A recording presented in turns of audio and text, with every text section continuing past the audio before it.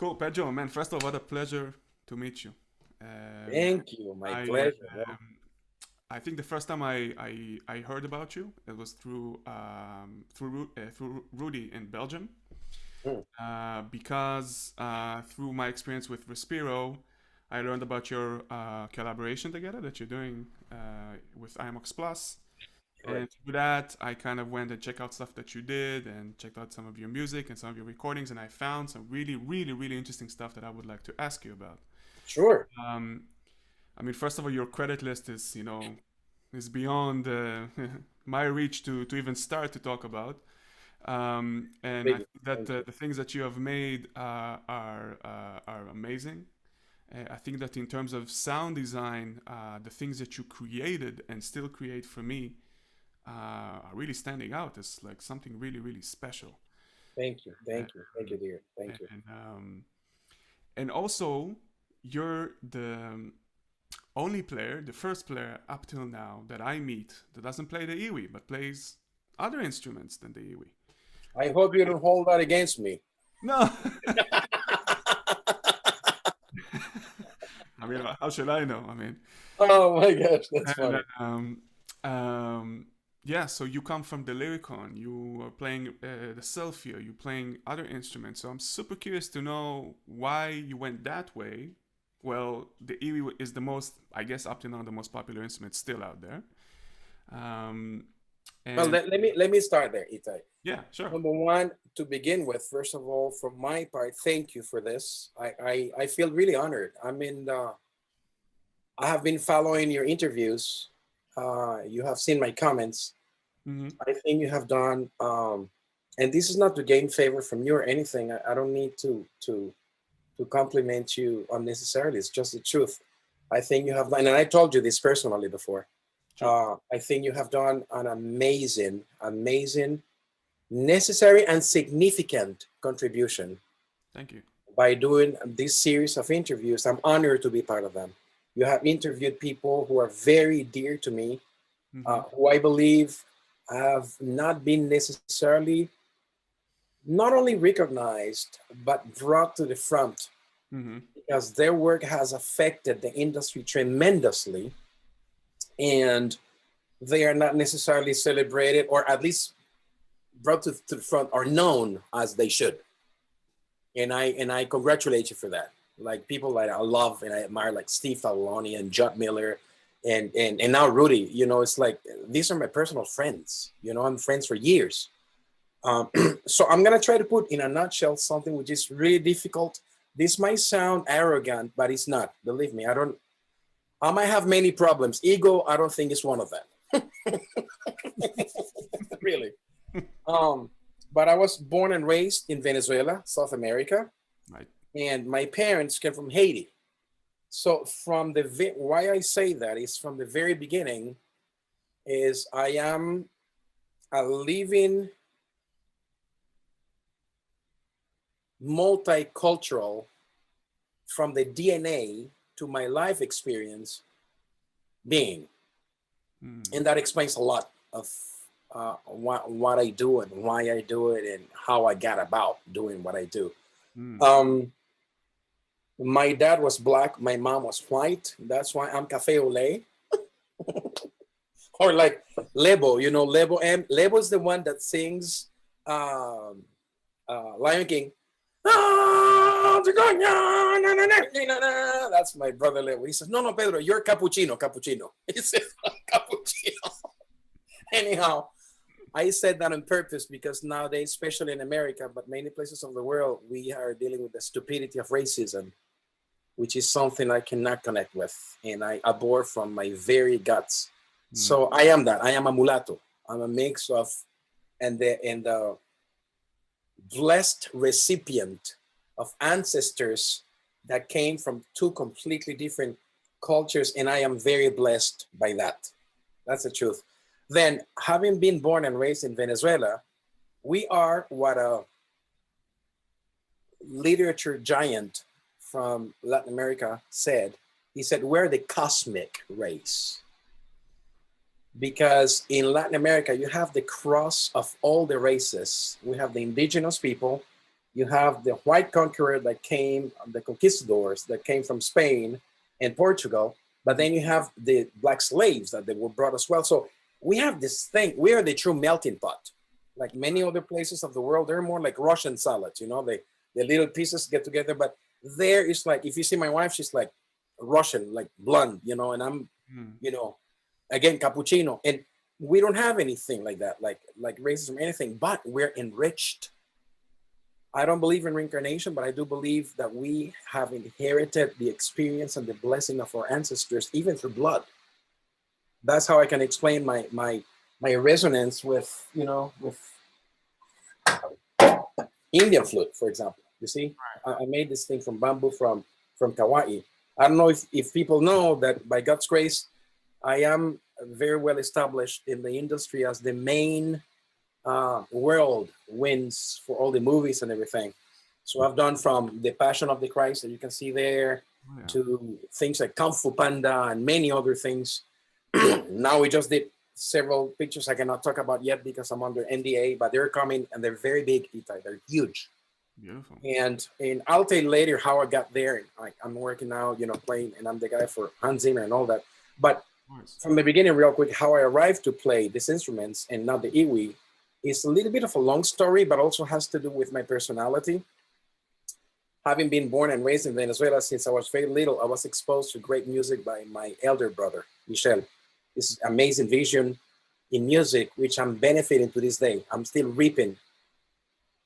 58 years later, I'm still reaping benefit from the musical vision of genius vision of my brother.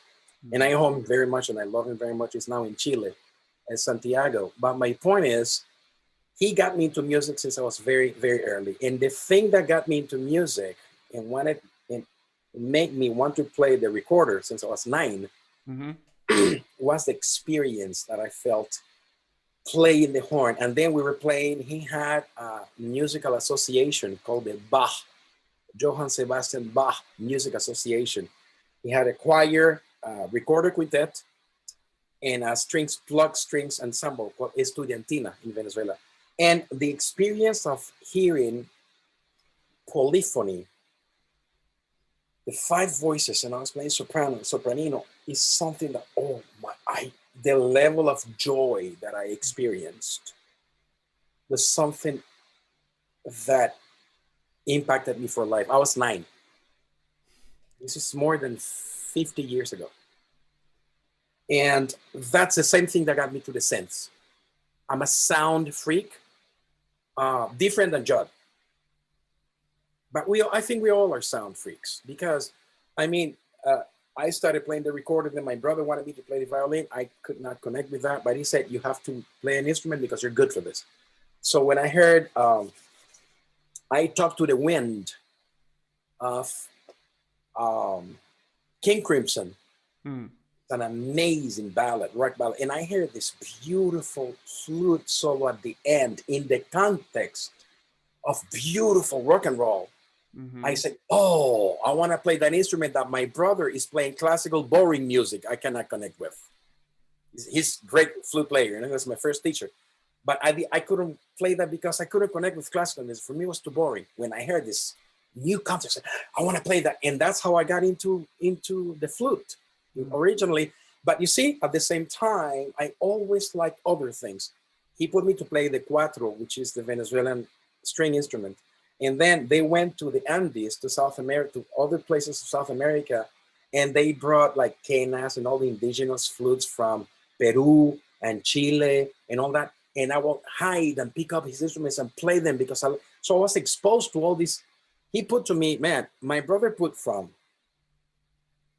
Renaissance and medieval music, Giovanni Palestrina, to Juan de la Encina, to Monteverdi, to all those things, all the way to super, of course, all the classics, of course, obviously, the big ones. But besides that, then he put me cheesy jazz like Paul Horn, for example, which is beautiful, to Eric Dolphy. You know, when you're a kid, you go like, and seeing Eric Dolphy and the big cover with his flute, checking the pads, and his bass clarinet and his alto here, I said, So those things impact you. You know, I could not understand necessarily the incredibly exuberant level of his language, which I think to this day very few understand. Right. There are many imitators of Train and Bird and many other people. I don't know many people following Eric Dolphy's thing. I don't know many people, with the exception of my super brother James Newton, who I owe my being here in the States. He's the one that got me a scholarship through California Institute of the Arts, and that's how my wife and I could come to America. Again, to make a long story short, that's how I got into that, and I started experiencing different cultures, different things. I started playing seriously the quena, which is a pre-Columbian notch vertical flute from the Andes, which I play to this day. And then I got into something very historically significant, which is a movement now known as El Sistema, which is the classical institution, organization that changed basically the face of classical music, symphonic music in the world, educationally speaking. And that got, at the end, was 700,000 kids playing classical instruments from the poor places of Venezuela. And it's something that got exported to the world. That was the vision of a super genius called Dr. Jose Antonio Abreu. Well, and there's a super genius conductor in the world called Gustavo Dudamel, Maestro Gustavo Dudamel, who's the LA Philharmonic music director. And, you know, he conducts Vienna and Berlin, and he's a superman of the conducting. He's a super genius of that. And the thing is, I'm a founder member of that. I'm first generation of what he's third generation. So I was the original piccolo of the Simon Bolivar Symphony Orchestra. So I come from a very strong academic upbringing, you see? But that was in my teens. And while I was doing that, I discovered jazz.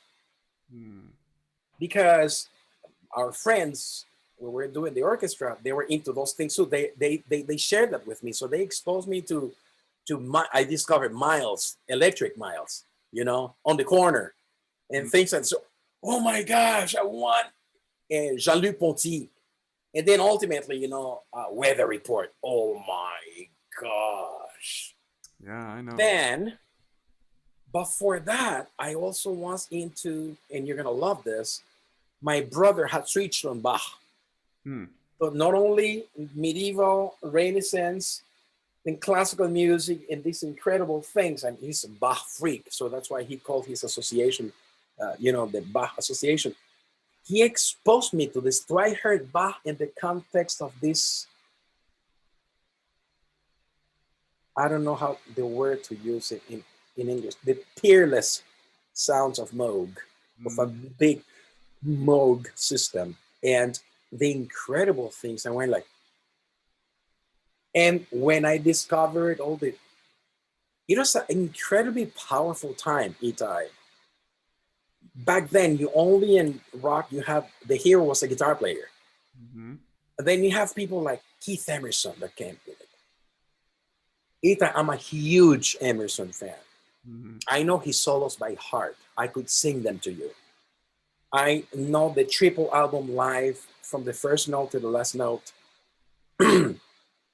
And again, what impacted me of all of that was the sound. It is, I cannot describe how this felt, you know. And I'm, you know, young kid in Venezuela. So when we start traveling, we went to Europe with the orchestra. Maestro Abreu took us all over the world, you know, to bring the level of the orchestra, you know, up, because we were just beginning. And that's how I discovered, you know, Europe. And then I said, I need to come here study. And while doing that, I kept developing my ear into all these different new directions, which were already planted seed-wise by my brother's vision. And then when I got a scholarship from the Venezuelan government through Maestro Abreu to study flute, I graduated. I'm actually a legit academically trained, graduated from 2 conservatories in France, and then I had special studies in Switzerland. I became the first solo principal flute player for the Simon Bolivar Symphony Orchestra, then for the Venezuela Symphony and Caracas Sinfonietta and all that. But I always lived this parallel life because I never planned to completely be just solely a classical musician. I wanted that in order to get a level of sophistication in my playing, my technique, but also in my knowledge. I studied very, very hard and graduated because of that. And I had fantastic teachers. In fact, like the biggest flute player now in the world is Emmanuel Payou. Classically speaking, we studied with the same teachers, basically. You know, we're good friends, and I love him. He loves me. And so there are many different lives that I live. Then studying our traditional music, I returned to Venezuela. I started studying Afro-Venezuelan percussion while I was playing in the orchestra and teaching at the conservatory. But I never forgot something I learned from a book of contemporary avant-garde flute called The Other Flute by Robert Dick. 1977, you were not born, Itai. You see, I bought this book in a Ricordi house in Italy, Milano, next to the Duomo of Milano. And in the back of that book, which is the first book I saw that had multiphonics in quarter tones and things that you can do in the flute, which are incredible, you know. And at the end, it was the electric flute. And we're like, oh. And it spoke of a flute inside a synthesizer. And it had a little 45 RPM sheet at the end with audio of Robert Dick's flute inside a Moog 3C system. Okay. And he was my introduction to study synthesis. It's incredible. It's from the flute. Can you believe that? No. So 1978, of course, we're traveling. I went to get my flute in New York, 40th Street. That doesn't exist anymore. Back then was all the stores were like one in front of the other, and you could get great prices because you could go to Manny's and you tell Alex, hey man, Manny's gave me this. So they're fighting among themselves to get the clients, you know, the customers. And I went and I bought my MS Korg 20. Right. I still have it to this day, never been serviced, never failed on me since 1978, Itai. Yeah. I put my flute through that thing. I did recitals. My brother told my wife, man, please watch over Pedro. I think he's getting crazy. He's becoming crazy. Because I would put sample and hold and put the noise being held. And that I would put over, literally just over the filter. So that, and I would improvise on top of that. And I had a little Yamaha thing that I pre-programmed some chords. And I call it improvisation 1. And when I do it next time, improvisation 2. And this is within a classical flute recital. How do they react to that? And I had delays. I remember I had the Memory Man Deluxe, 16 seconds back in 1978. I had my yellow phase shifter, that famous thing, not the Boss, the other one, MXR. I still have my MXR analog pitch transposer. I still have it back there. So this was an exposure. So I've been doing this for a long time, is what I mean. And one of the sax players in Venezuela, he's from Spain, from Galicia. He got a Lyricon, which he thought he was going to be able to play all the baritone horns and never bring, baritones before. It was when this thing started. They thought they could just replace with the electronics, which is ridiculous. Poor thing, he didn't know. But the thing is, he got this enchanted with it. You need to have a brain for these things. And he sold it to me. So that was my first Lyricon. That was early 80s. No, late 70s, because in 80, I went to Paris to study. So I got this thing when I came back, like 83 or something. That's my first Lyricon. Okay. Itai, I've been for so long into this thing, you're gonna laugh at this, that I remember dreaming something that would be 1/10 of what MIDI became in 1983. My brain was working already. I got very deep into this. I got the books from Robert Burchard and all those people. And what's the other one that developed the Moog with Dr. Moog? He's the one that actually got Robert Moog to make the synthesizer. Okay. So he wrote a book. I have it upstairs. Man, I'm crazy. I got all these books. I'm like a museum, this thing. I got all these books and everything. I have the Roland 4-volume series. I got my original ARP 2600 manual. All these things I have still to this day. Because I come from really, really back then.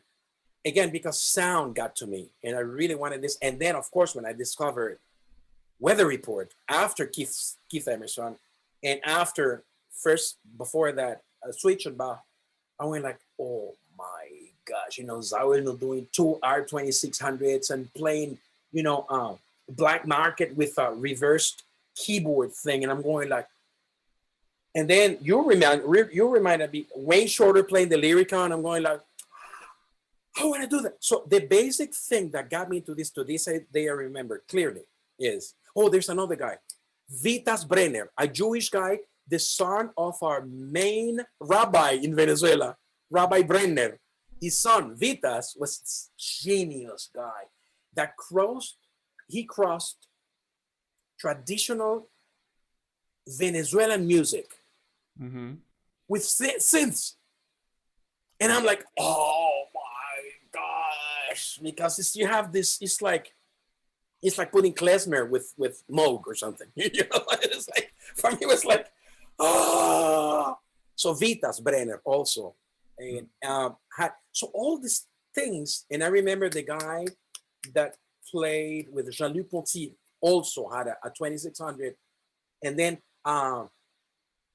the guitar player for Genesis back then played the Avatar, our guitar Avatar. You see, so I'm naming people you have probably not even heard of. I mean, it's from there. I come from back there. And what I remember to this day that got me into this thing of wanting to do this, it was, I don't play a keyboard. I do not connect with that. I blow in my flutes and in my things.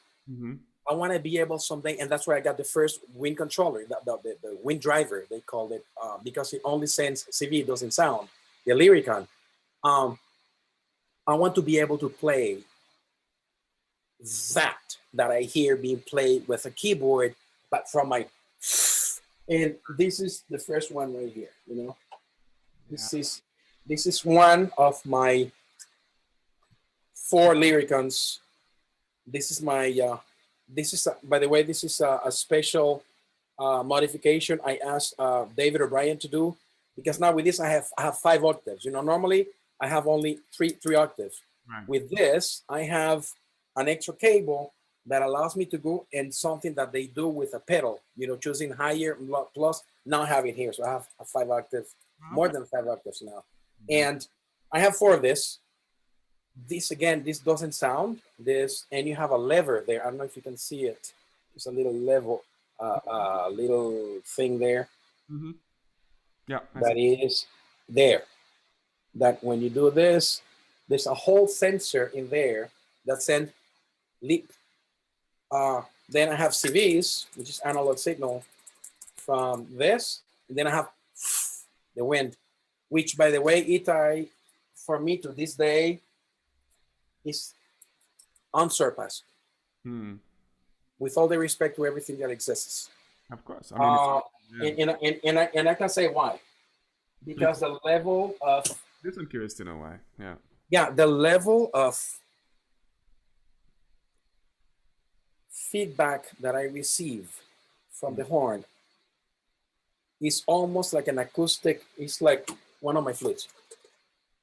Okay. The way Bill Bernardi so geniusly designed, especially the wind, he calls it transducer.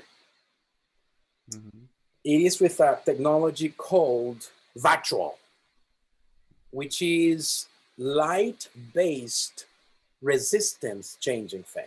Basically, you have 2 photocells, one that receives and reads the amount of light, and the other one that is an emitter. It's like the light, and this one receives it. So what he did, he told me, because I met him and I took videos of him in his house in the Boston area before he would die. Unfortunately, he passed away two years after that. So I was blessed enough to have met him before that. And he gave me a lot of information, and I videotaped all that stuff and whatnot. And my friend David O'Brien has those videos. I sent them to him. who is the only person in the world I know that to that level can work with these things. Very, very, very high level. That's why I'm playing that, because he can take care of that. Is Bill went through 100 different membranes, physical membranes, like tissue things that would respond to, until he found the one that would respond so naturally to our blowing that he put then the membrane here. It's like a little balloon, okay? So we blow through here. This thing inflates based on the pressure. The exhaust is made so well that the resistance makes this membrane to inflate. On top of the membrane, he puts a little notch like that, that is in between the light that is emitted and the receptor. So it's a physical, it's an electromechanical thing. Because physically there's a membrane that moves and somehow makes the light vary. It's not just a beautiful chip that has as a point of reference, you know, normal pressure, atmospheric pressure, and then based on that there's a difference. No. It feels so good when I'm blowing that thing. And Itai, check this out. When I'm playing with Hans, and I've been touring with him with this thing since 2017. This very delicate thing. There's interstellar. Okay, I'm reinforcing what was played before with the tubes organ. Okay, and Hans starts with the piano. La si, la si do si, la si do si. And then after that, I come la si do si la sol la si sol si la sol mi si sol la do si re do mi. But the setting I have in the Lyricon, it is such a real instrument that sometimes slightly quirky intonation wise or whatnot, right? Because this is 40 years old technology. Although David has put it all to date and everything, this all this beautiful, delicious little quirkiness to it, right? Which reminds me again of my real instruments. That happens with real instruments. You play the sax, you know what I'm talking about. Sure. So the beauty of this is, Itai, this is freaking incredible. I have not found yet a MIDI thing that can do this. Maybe Respiro and the Photon are the only two things that can come close to this, because they're getting there. Is while Hans will be playing his thing, which is pianissimo, super soft. You could drop a pin in the middle of a 14, 15,000 people audience. You could hear the pin. A mosquito flying around would be very loud in that context. And I could play because we have in-ears, right? And every time he would finish, la, si, that B that is holding, I would play so soft to make sure that I'm in tune, because I'm coming afterwards, right? So I'm preparing my territory to, when I come, I'm in tune. I'm not gonna, you know what I mean? And nobody would notice but me that I'm playing this thing underneath Hans's piano. So soft, so incredibly minute. And that brings me to another thing that I learned from Bill. I think I mentioned this to you when we had our first meeting, personal meeting, is just incredible.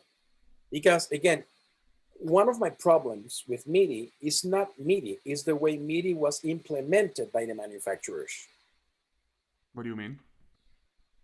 We all are raving about MIDI 2, which I love and everything. Yet from 1983, the geniuses like Dave Smith and other people, Yamaha and other people, had already established in MIDI was 99% never used, which is high resolution MIDI. MIDI, you go, there are two levels of resolution.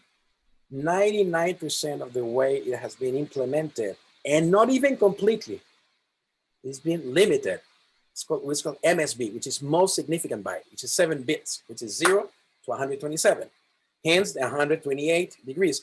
I don't know if you remember this. I used to play also the WX7. I was the first one in Venezuela to get one. And Mm-hmm. then I have 5 WX5s up there. Mm-hmm. And, but the mechanism, I could never connect with that. It was too flimsy. I play the sax and my action in the sax is, you Yeah. know, I, I need that. I told you my opening is 9-star in my auto link and my tenor, so I'm a strong, I come from that thing. And I could not feel that. This one, but anyhow, long story short, mm, why I'm mentioning this is because there is, and why I mentioned that is because there was a company called Sound Source back then that made sounds for many different instruments. Among them, there's the Yamaha TX802 and TX81Z. yeah.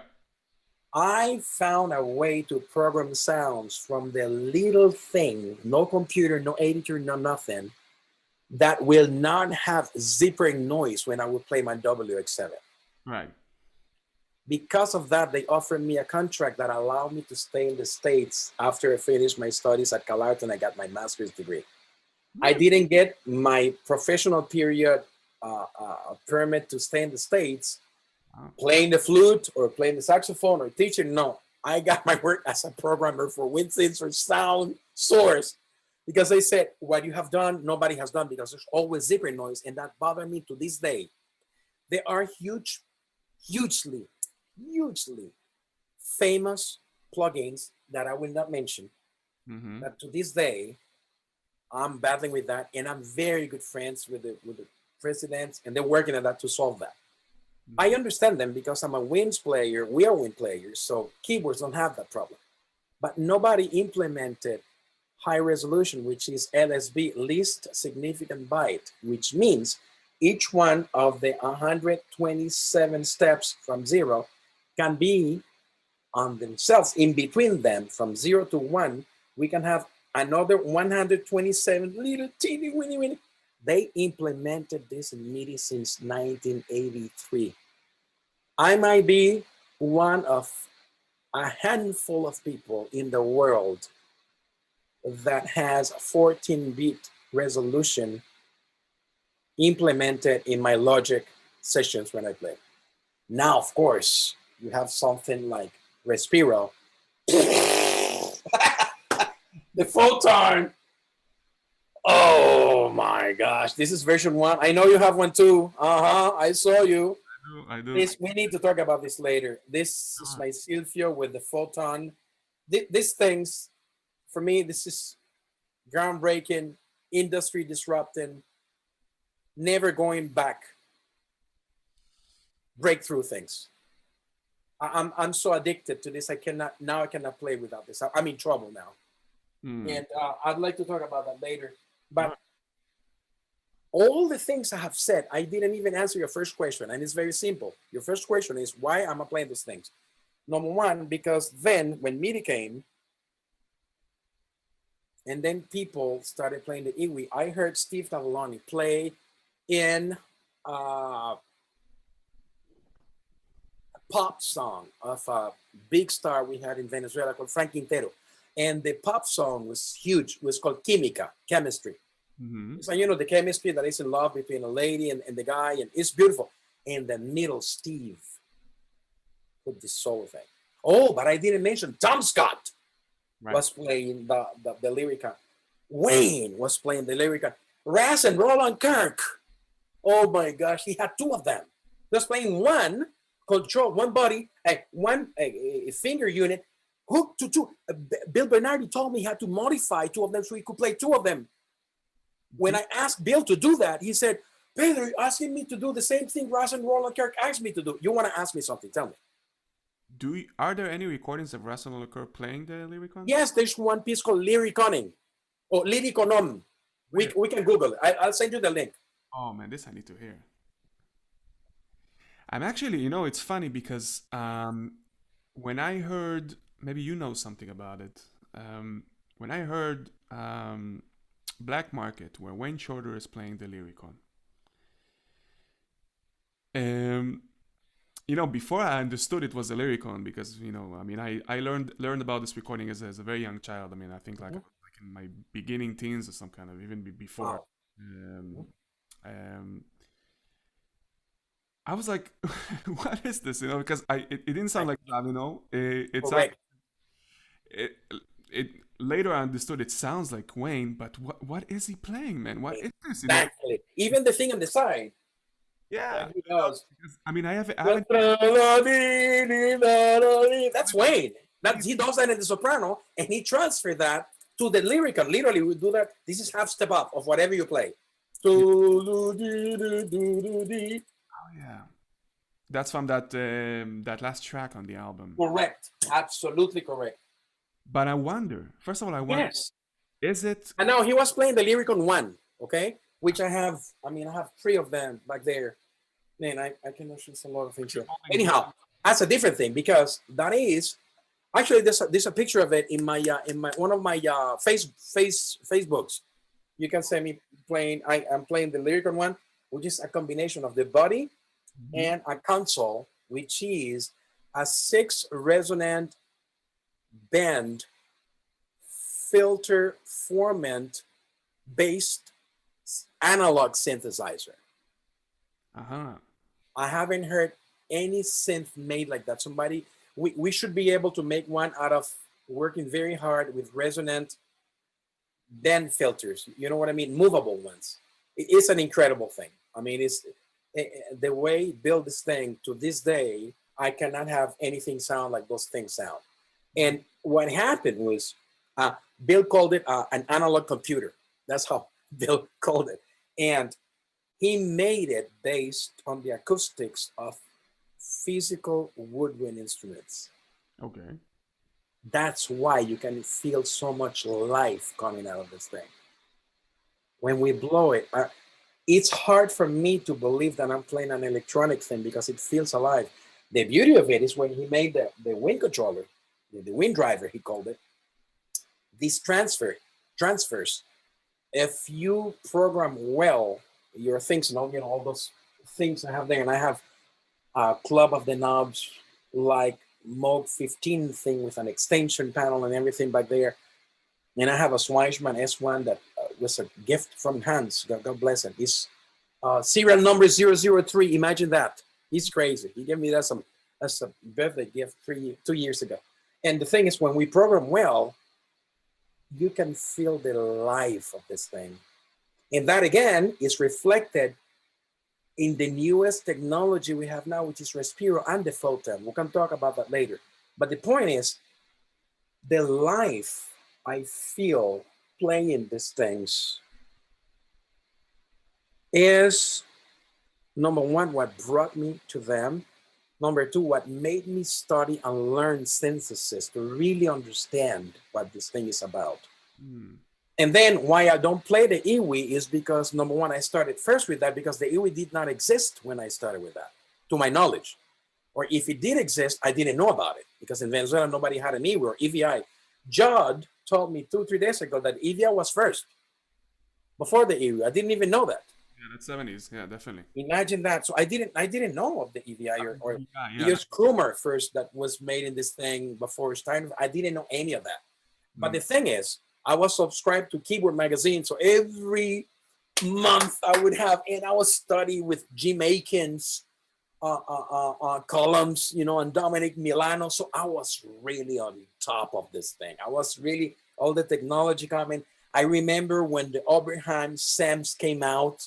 I Mhm. remember when the battle was between the Mini Moog and the 2600, and Yeah. when Chick was doing the ads for the Fender Rhodes piano and all those things. So I come from there. It's like from long, long, long, long time ago. And Just to conclude that question, because uh-huh, you want to mention it. So these sounds that Wayne was using in that album, that's right, purely the the lyrical, one, the one. Lyricon one. Okay, and Because the Lyricon one doesn't send CVs. You see, the Lyricon one is a self-contained system. It cannot send CVs, and I'll tell you why. Because it's not 1 volt per octave. In analog, we have a standard, mhm, which is we divide it for every voltage. Again, CV is controlled voltage. mhm, And the beauty of analog is infinite resolution. It's like a dimmer in your light. We don't have 128 degrees or 16,800, no, 16,383 steps if we have least significant byte and most significant byte. The 14-bit, no, we have infinite resolution. What happens is build this thing, and I don't know if it's logarithmic or whatever in math they say. It's not 1 volt per octave. When we do with this guy, when we do with all these things, oh, this is really interesting. I'll speak about this later. This guy here, it's really amazing. I play that with Eric Percing's duet we have called EPPE, just Eric Percing, Pedro Eustache 1. That's on YouTube. And I explain what that is in there, which is really phenomenal. The thing is, in analog, we have the standard, which is each octave is differentiated by a volt. Mm-hmm. So if I'm a low C, whatever voltage that is, if I add a volt, 1 volt to that, I'm in 1 octave higher C. If I add another volt to that, I'm in a higher. So in a way, it's linear because then every half step is 1/12 of a volt. Okay, that doesn't work with the Lyricon one. The Lyricon one is like the MS-20, is hertz per octave. See, if I want to play, when I do play my MS-20, and I bought the kit now, the new without the keyboards. So I have two. It's like a little Moog thing, one on top of the other. You know. Now I have a converter, special converter, made by L by Sense, and I have another one. Anyhow, I have to convert my 1 volt per octave into hertz. They go from 440, which is the A, to 880 hertz wise. And it's a different curve. It's a different thing. So literally, if you hack the body of the console of the Lyricon one, it will not play in tune at all. And in fact, there's no outputs. It's only the pulse instrumenters. These sounds that he played one, did somebody help him to program it? That's a great question, and that's a question we should ask him someday, because I have no idea. It's a great question. I know that Zawinul, to this day, Itai, please reminded me to mention something that musically for me has not been mentioned, to my knowledge, anywhere concerning improvisation and jazz creativity that I learned and I observed from a soul of Zawinul that blew me away, that as a synthesis, I want to develop. Remind me of that, please, because I talk a lot. So I don't know if who helped Wayne. What I can tell you is that I know that he was so unorthodox on his approach to the Lyricon, that it didn't necessarily align with the vision that Bill Bernardi had of the Lyricon. You see, Bill's vision of the Lyricon was like more Tom Scott's, not language. I'm talking about sound philosophy, the way to play the instrument. And why he called it the Lyricon, it was because of the expression. I remember mentioning this to you, which is one thing that for me is a master, in a phrase, is a masterclass for life. Bill Bernardi told me, Pedro, in MIDI, you guys have 0 to 127. And I say, yeah, well, imagine you have only from 0 to 100. He said, yeah. What the Lyricon can do and what you need to develop sensitivity to is volume, sonic character, an expression, which is the difference in between 59 and 60. And I was like, oh my gosh. And yes, the Lyricon can do that. Now, I know of people like our super beloved, beyond admired, indescribably admired Michael Brecker. Rest in peace. He didn't connect with the Lyricon. We talked about this a little bit, and all the people could not connect with the Lyricon. And I believe, and Bill Bernardi told me this, is because most likely they came to the Lyricon expecting to blow like we blow on a saxophone. You see, when I play in my Indian flute, I made this thing, you know, it has double holes and whatnot, so nobody else can play this thing. I play in a different way than when I play even my Western flute, or when I play, you know, in my soprano, when I play in other things. Each one of them has, or my dudux, each one of them has a specificity. And it seems that when they picked up the Lyricon, they were expected, because you see a mouthpiece like a tenor, and you know you expect subconsciously, I'm gonna blow the same way, and it didn't work. Right. So that's what that's my suspicion of why maybe they didn't connect with the Lyricon. But then those, oh, and Michael Urbaniak, I loved him playing the Lyricon. Violin player and lyrical player. Oh my gosh, Polish guy, genius, Yeah, genius guy. you played with Billy Cobham, right? He's Yes. in that band. I saw Oh my something. gosh. And then there's so many. There are many other guys. I don't remember the names. But if we Google them, I mean, and if we go to David O'Brien's Lyricon.com, they're all listed there. There's this incredible people that played. Wow. Holy moly! So these were my inspirations to do this thing. When I heard Brecker, first when I heard Steve, I saw the Iwi. It was so ugly that I said, I don't know if I want to play this thing. And then the WX7 came out, and I'm like, oh. And I don't know if you heard Sal Galina's sound demonstrations. Oh my. By the way, Sal Galina was originally associated with Bill Bernardi for the Lyricon. Yeah, man. These demos are out of this world, man. I have no clue how he pulled this off. Maybe let's get this clear. That's all made on FM synthesis, right? Yes. Can you believe that? Wow. A genius, a super genius. Oh my gosh, those sounds, man. Oh my gosh. So these things inspired me so much that when Michael Brecker came out with the thing, I said, this is a thing of my personality, Itai. It's not ego. Again, I repeat, really. It's more acknowledging the reality that God made us so unique. That God went through the trouble of making you, you, and me, and Michael, and Judd, and Steve, and Wayne, that when I heard them do what they're doing with the Iwi, I said,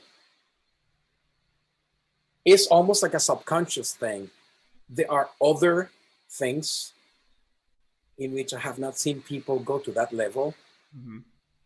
I will try to explore other things because I will, which is stupid of my part, of course, if you think about it, because I played the tenor, hello, after Coltrane and Brecker. So it's almost like a contradiction. But my point is, I'm not mainly a tenor player only at all. Yeah. You see? And I'm not just a legit flute player or a bansuri from India player. I'm the craziness of doing all of the above, wanting to be all of the above. I'm like a music pentathlonist, you know? Although whenever I'm playing anything, I think I'm a specialist at that only. I don't think, oh, and that I owe to this guy called Yanni. He's a big influence in my life. He's the break God gave me to break from a completely broke musician living in a mobile home without air conditioning in LA. Imagine that. Mm-hmm. To be in all, you know, the studios and movies, because he literally auditioned me, and working with him for 11 years changed my life. We did these huge projects at the Taj Mahal in India, and at the Forbidden City in China called Tribute, and it's huge. And you see me there playing next to the Taj Mahal Indian flute, you know, with this huge production with an orchestra. He was one of the first that did big things for PBS, you know, big orchestral things, you know, back then. I'm talking about 97 is when we did this. And that changed my life. And that exposed me to the studios for me to be where I am now working, because when people saw me do that and playing duduk and playing a Chinese flute made out of jade in the Forbidden City in Beijing, who's that brown guy with the hair like that playing that thing? And it's like, they freaked out, and I opened all the doors. It's an amazing story, by the way. 3 months before finding Yanni, I wanted to stop playing music. I was going to give up music and go sell cars. Having 7 years of symphony orchestra, master's degree in jazz from the California Institute of the Arts, studying Indian music with Ravi Shankar and many other people, Hari Prasad Chaurasia and Omyo Dasgupta and Rajiv Tarnath and all this. But I was playing horrible stuff, $50 a night. And it was like, I was hating music, and it got to a point in which I said, I can't do this anymore. And my wife told me, I don't know what you're going to do, but God made you a musician. I'm not gonna let you go sell cars. You're gonna make it or you're gonna make it. And we're like, see, mommy. 3 months later, literally the same week my dad died, I got a phone call from Hong Kong from Yanni's percussionist saying that Yanni was looking for a flute player, Itai, that changed our lives. And the why I share this story is because I know many people struggling now. Itai. That was my story. That doesn't mean that that'll happen to everybody, but I do want to encourage people to say, do follow what you believe is your dream if you believe God put it in your heart. Don't copy me. Don't try to imitate somebody else's experience. It's not going to happen. No. But at that point, when I wanted to give up, so I know that there are many people struggling, and faith is a very powerful thing, Itai. Huh? I'm not selling ideology. I'm a Jesus follower. I'm a follower of Jesus. You know that we talked about this. I'm not selling ideology. It's my reality, and I'm very blessed by that. And music for me is an expression of the great Johann Sebastian Bach, the greatest musician that ever existed, Itai, said that music existed for two things: to glorify God and to elevate, to sublimate the human soul. And since I am 17, I said, I want that to be my life. So now when I play more than ever, it's like, yeah. Even if I'm playing Kung Fu Panda with Hans or Lion King, I'm playing for God with all my heart. When I'm playing Interstellar with my Lyricon, and there's this thing that I finished playing, which is a super high E, and I'm playing this thing and doing circular breathing, and I'm literally, Itai, I'm playing. If they search me and YouTube, they'll find me. And I'm playing this thing, and I'm going through the whole arena in what I'm doing, Itai. When I'm glorifying God, I'm putting in French I say souffle. I'm putting my breath to cover the whole freaking audience with the goodness of what I received. I want to bless them with what I've received from God. And that's so powerful, but that's priceless, my friend. That's priceless. So it's beyond the great knowledge, erudition. It's beyond great technique. It's something so meaningful to exercise the calling of music, bro. It's so powerful. What we do is so much beyond the realm of. One of my teachers was very heavy atheist, you know. He was the first flute player for Berlin under Furtwängler, Aurel Nicolet, you know. And it's funny because he was a guy from, he's a socialist, but he lived in Switzerland. He was rich. So, go figure. He would say, whenever he played Itai, we would go to another dimension. That's why since I was little, my dream was to study with him. My wedding gift I asked of Maestro Abreu is, please allow me to have the scholarship until I study with Nicolet. And he allowed me, and that was given. That was an amazing blessing. He would say, Nicolet would say, yeah, Pedro, that's why, and to students, that's why I play music, because when you play music, you get out of this material realm, you go somewhere else. Even atheists would recognize that. It's very powerful. It's very precious what we have, Itai. And the cherry on top of that is the amazing blessing that we can make a living. It's like I'm living my dream, bro. So whoever is out there struggling, I have a message for you. God bless you. Keep the faith. The struggle will pass too. If God has called you to be a musician, pursue your dream. Do not give up. Do not be stubborn and search for something that is not yours. But if it's yours, do not let this COVID pandemic thing, do your thing. I'll pray for you that God blesses you until you realize your dream. There. Amen. There. Amen. I love that. And Itai, listen, let's talk about Respiro, for example. And you didn't ask me what you asked other guys. Hardware versus software. Oh, yeah.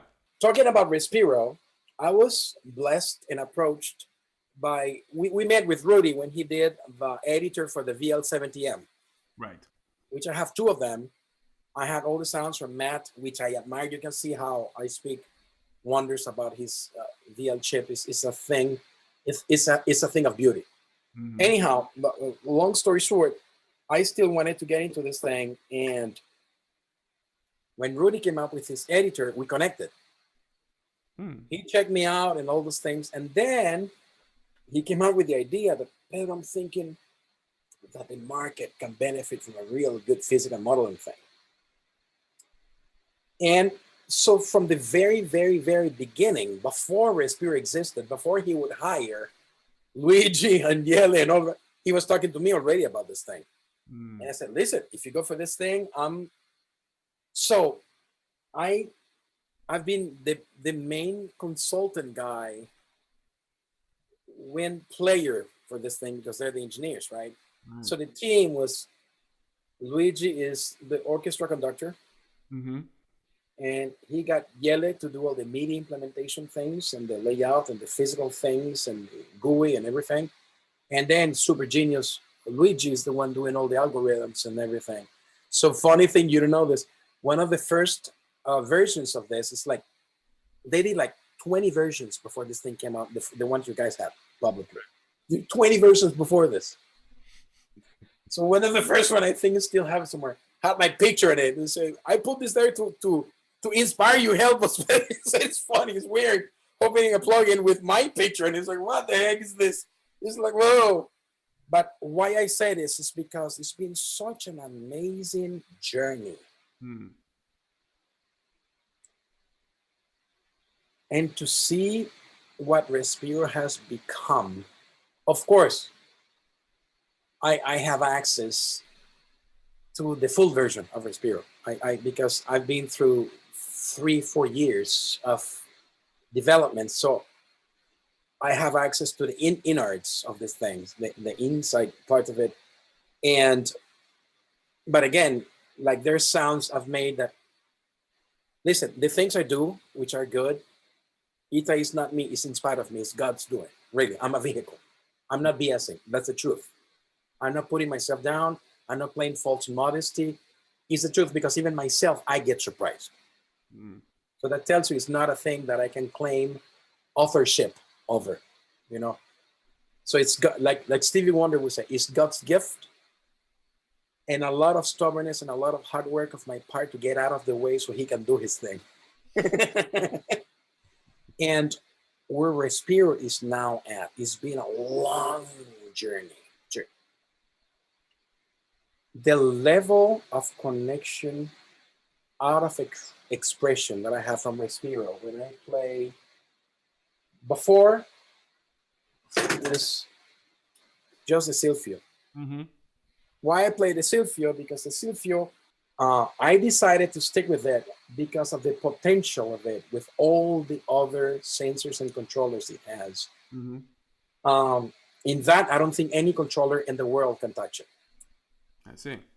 I have programmed things where the pitch bend is here going up, here is down, here. Oh, there's a thing I do with Hans,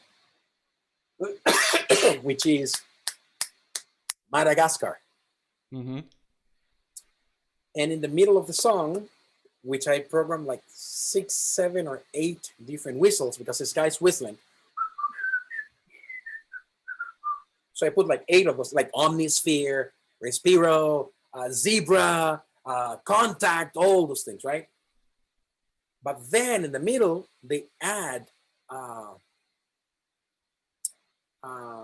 harmonica. So I have a Respiro, Omnisphere, and Contact harmonica that I bring by putting the modulation wheel.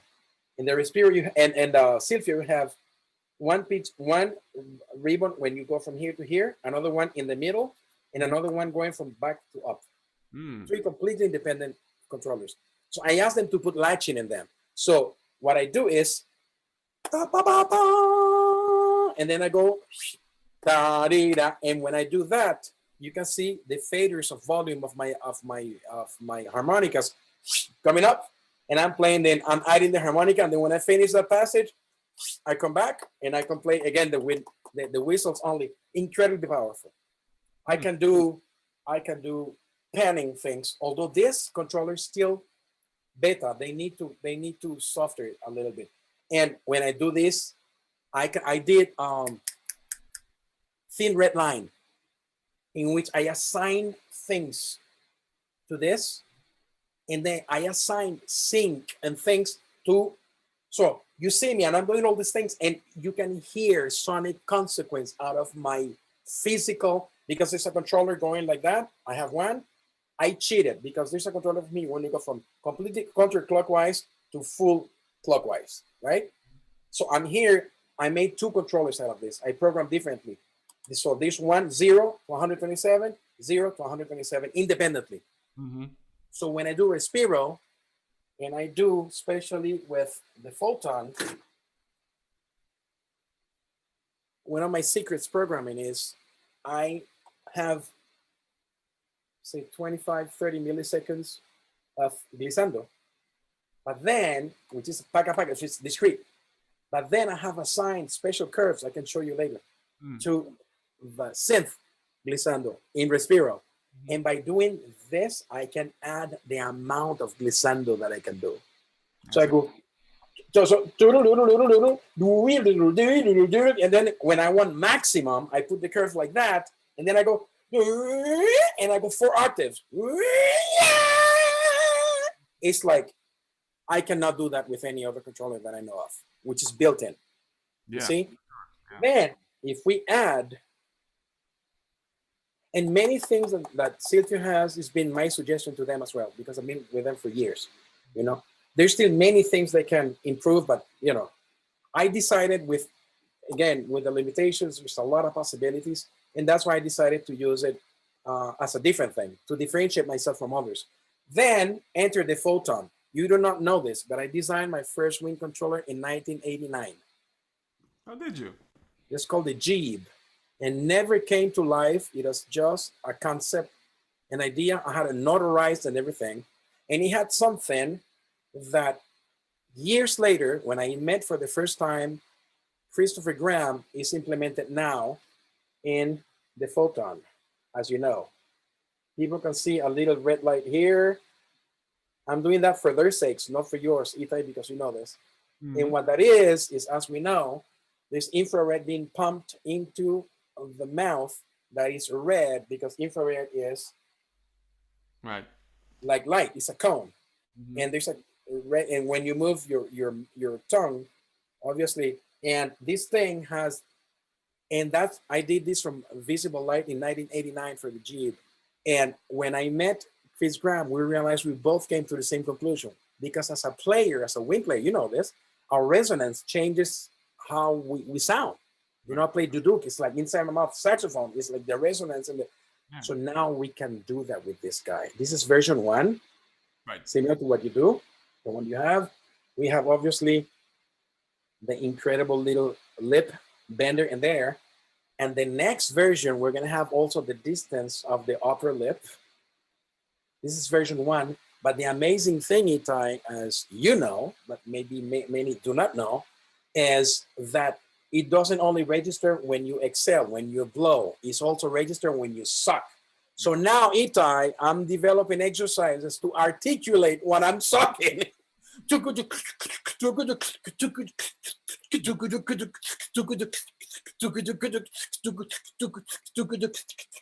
It's fantastic, because what I do, like a harmonica or like a violin player or a string player, I assign a completely different sound when I suck. So it's two different guys talking to each other. Very powerful. The photon has high resolution digital information that can go beyond MIDI to affect Respiro, which can receive high resolution as well. Right. So basically is, to my knowledge, the only combination. For me, this thing is life-changing, again, industry disrupting, groundbreaking, before and after kind of thing. Mm-hmm. And the good news is not only for wind players, it's also for keyboardists. They're making this thing that you put in the neck, and keyboard players And I have some friends that are interested in trying this. They're gonna beta test the second version of it. And I got Steve, obviously, and I got Judd, who's maybe a no-go, but we're gonna try, and like that. I got, you know, Eric Percing that I want him to try. He's very interested in trying this. So these are incredibly powerful things. I'll finish this part saying this. Itai, I hope someday I can show you some of the sounds that I'm doing with this in Respiro.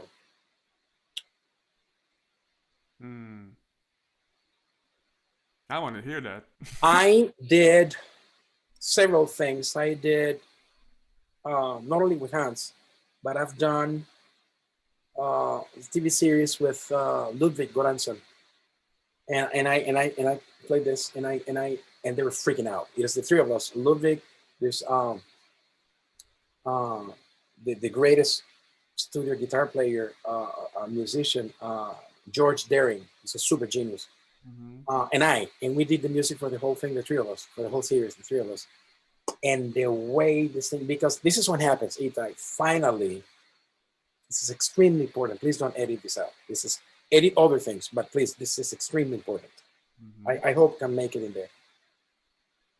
Finally, there are people acting and implementing the power that is available to us technology-wise in something that can result in music that can move souls. I don't think when Antonio Stradivari made a violin, he said, I'm going to make something that sells a lot. I believe he said, I'm going to do the best violin I can make. I think these guys are doing this. These guys have great stuff, great potential. They can get better. But this, they are there. They're taking finally, and that was my big thing since 1989. That's why I'm thinking, why is technology offering this thing? And the way it's implemented and presented is this thing. Well, because they want to make these big companies, they want to make bucks, and they want to make a lot of money. That's not my thing. I understand that, obviously. But there's something to be said about searching for something like Bill did 40 years ago with that. That still endures to this day. The WX7 is gone. Nobody's playing that. WX11 is gone. You see what I mean? So there are things that will endure. And I hope, and I know this is one of that. I hope for this guy too. And my point is, the way I play this thing to the programming that I've done. I'll give you a nutshell, Itai. These are some of my little secrets. When I came to study with Eric Percing, he told me, Pedro, you don't need, it's like, for 20 years, nobody's going to touch what you're saying, because my mind was so advanced in multi-mapping and in simultaneous things and things like that. Oh, by the way, there's a little video somewhere in YouTube where I'm demoing this, in which I'm playing live a lead thing, harmonized by Will strings in a sequencer bend behind live by just doing the simple thing. It's a little demo thing. So that's a seed of something that I want to develop, but which is not copy microbreakers, do my own thing. He did something completely different. The point is, there are things we can do in Respiro, like adding very subtle random things to certain things. Like the doubler that is in Respiro is my idea, because I wanted to have different things. The level of programming to detail, I have bothered them a lot with that. And in fact, I'm still bothering them. But the way I can assign one controller, check this out, Itai. It's one controller, say, or this guy, or this guy. It's one controller. I multiply that 5 times in the destinations, but with 5 different curves responses. Mm-hmm. So if I do this, and one is linear, and it will go to a filter cutoff, I will do a different curve that goes to resonance. Mm-hmm. Another one that goes to a sync of the oscillator. Another one that goes to the harmonic content of the thing. Another one that goes to the formant. Another one that goes to the polymode resonator, which is already in the Respiro now. I asked Rudy to put it. He put it there. He put actually something even more advanced than polymode resonator in there. Right. It's an amazing thing. So just by doing that, and every time I blow, I put a random value, which is very small, of the tuning, or the amount of doubling, or the frequency of the detuning of the doubler. Mm. So my bro, when I do this or that, that gesture will bring a sonic consequence that will never be repeated in history. Mm-hmm. Alive. This is what I searched to do with all these things. Oh, this is what fell down. This is my Erica Sense system. Here, this guy. I love these guys. I'm with them too. Erica Sense. Mm. There's things I've discovered. I hope Gary said he's going to make a module out of it. There are things I discovered. You can see them here. Mm-hmm. By it's completely serendipity, but it is beautiful. Connecting audio rate FM from the Pico oscillator VCO2 into the Pico VCF1, which is a Russian Polyvox based topology of filter, Mm-hmm. by putting the same square or pulse, because it changes the rate, the pulse width modulation. The same audio that is being filtered, I'm using that to modulate the cutoff filter by connecting the jack, because I use a little, this volume, the headphones volume thing. These are my attenuators. By connecting that thing to the jack of the thing, I accidentally realized that I changed completely the sonic behavior of the filter. So I'm like, oh my gosh! So I'm making my own cables now that are different, and by connecting those things, I have now like 8 different types of filters out of one that normally would have only 1 or 2. So like that. This is the way my mind works. And there are other things. These are the synchrodyne for the Lyricon. I've been playing that thing for 5 years. That's a WMD thing. It's like, then I have these guys from Bard Electronics which are also tubes based, from this kid Jacob, who was in Poland. Now he's with Korg Germany. He's designing for Korg Germany. He's amazing. He's one of the 5 engineers that won the thing. He's my friend. But again, the Erica Sense, the tubes. Oh my God. I'm a very, very, very good friend of him, and Garrett of Moon Modular, and Katzike of Club of the Knobs, and Clavis. The guy is doing now incredible stuff with the. Anyhow, my thing is, I go from super old analog things of the 70s to the MIDI things. I have right here an Oberheim expander, which is modified. I still kept it. It's incredible. I have the Audiomark modification board that has 6 audio inputs that I can put in, so I can put my TX 816 Yamaha 8 times DX7 into my expander, and I can play them. Amazing. So I kept all these things. I got my orange XT the waveform guy. I don't remember the name, but anyhow, I kept all these things. And this guy here is an analog version of a physical modeling thing that tried to imitate wind instruments. So a wind instrument is being physically modeled in reactor, which is called, I told you the other day, it's called steam pipe. Steam pipe.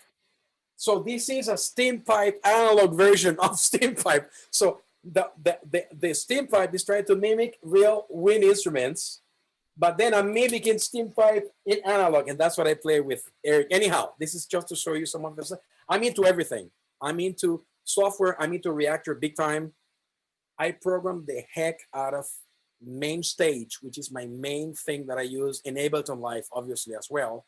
But for the MIDI thing, main stage is I do the curves and everything, many levels of that. So it's very alive. Like I need to play things that are so unique that I don't sound like you or like Job or anybody else. That is my sound, not like every person. I sound like I feel I should sound. Cool, man. Pedro, man. You did it all, man. I'm sorry, bro, but that's my pleasure. All my life, my wife's living. My mommy, love you, love you. She sends her love also. You're a besides a professional player, you're a professional interviewer, man. You just Thank you, bro.